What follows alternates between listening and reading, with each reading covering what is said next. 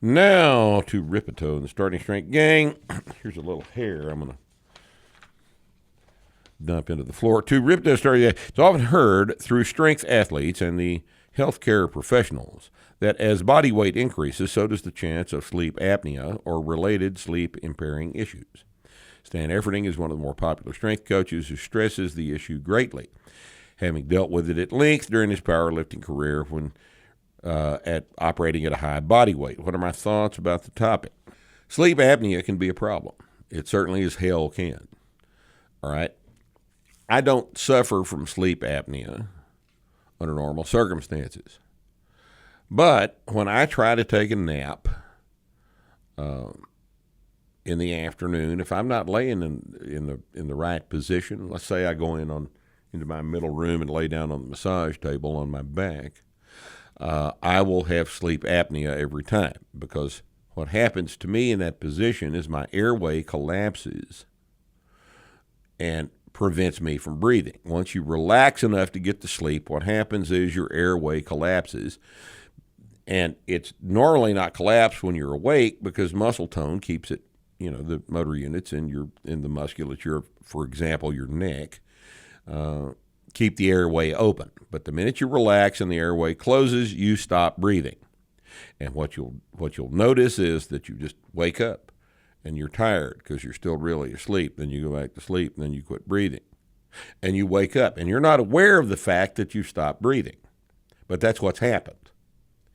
And if you're affected by this every night, then you've got sleep apnea, and it's a terrible chronic problem. It elevates your blood pressure. You never get to sleep. You're always tired. You're always in a shitty mood for obvious reasons. You're just tired all the time because you haven't slept. And sleep deprivation is a real bad deal. It's an excellent torture technique, in fact. But if you're doing it to yourself because you're being hard-headed, they have a device called a CPAP, constant passive, what's it called? Constant passive airway, positive airway promomulator or whatever. Continuous positive Airway preambulation. Preternatural supplementation. Something. So CPAP machine works. I know a lot of people use CPAP machines. It's like night and day. They feel so much better with it. Just changed their life completely. They went from feeling like shit all the time to feeling good all the time because they finally got to sleep. And if you've got sleep apnea, you need to talk about a CPAP machine. Now, I'm aware that there are other techniques that have recently been developed for this, and this might be something you want to investigate. So I sleep on my side. When I sleep on my side, I don't have any problems because my airway doesn't collapse down into my throat. All right, and I also use a nasal spray, oxymetazoline. It's Afrin. If you want to buy the store, the name brand, it's Afrin. But all of the pharmacies and Walmart produce generic oxymetazoline. Oxymetazoline is a 12-hour product. So if you're looking at a 12-hour nasal spray, you're looking at oxymetazoline. Now, I know that you're yelling, oh, you'll get addicted to it. You'll get addicted to nasal spray, because we all know people that have, become nasal spray addicts and knocked over a liquor store to have enough money to pay for their oxymetazoline habit, Look, I've been using oxymetazoline for 35 years. I use it only at night before I go to bed. I've been using the same amount at night before I go to bed for 35 years. I wash my nose out every morning with saline solution, and I've had no trouble with it at all. But one thing I also haven't had is sleep apnea problems.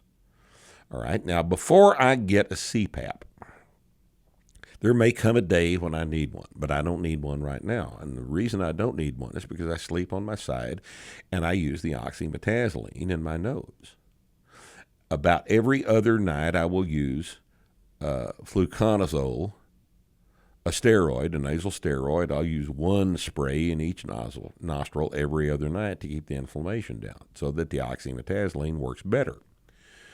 And I've had no trouble with it, and I would recommend that if you're having trouble sleeping that you give that a try. You put some oxymetazoline in your nose before you go to bed and see if that opens enough of your airway to keep you from having sleep apnea.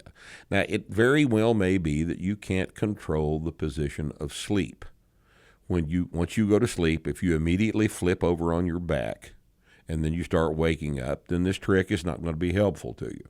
If you can't learn to sleep on your side, then and you primarily do that with a good mattress and enough pillow to keep your neck in line with your torso. And if you can learn to sleep on your side, you may not need a CPAP. But if you're one of these people that's going to sleep on your back and be damned the consequences, then you're going to have to get a CPAP machine. But yes, in fact, sleep apnea is a very, very bad deal. It needs to be dealt with. And if you're a bigger guy, the bigger you get, the more meat there's going to be in your neck. And the more meat there is in your neck, the more likely your neck is going to be to collapse. Heavy body weights generally come along with sleep apnea in some form or another. And if your body weight has gone up and you find that you're not sleeping or that you just feel like shit all the time, this may very well be what it is. So give that some thought.